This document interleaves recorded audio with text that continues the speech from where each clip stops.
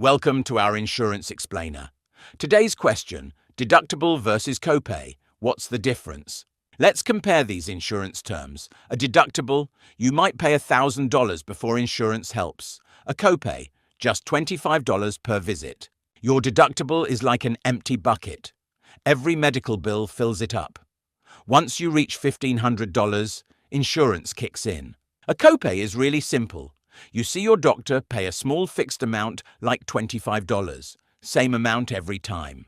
Here's the key difference in timing. Copays are paid immediately when you get care.